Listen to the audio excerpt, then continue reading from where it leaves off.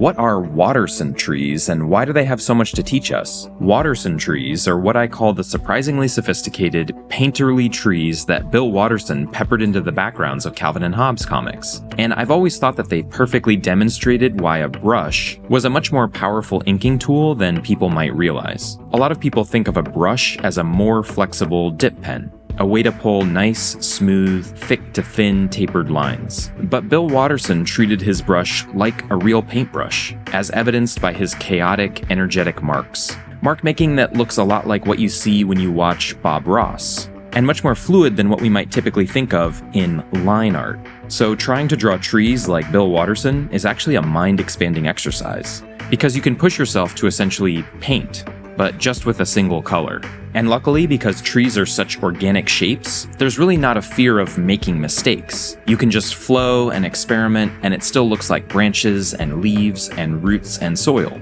So if you'd like to see Lydia work on this particular tree in real time with no edits, you can watch the full video here.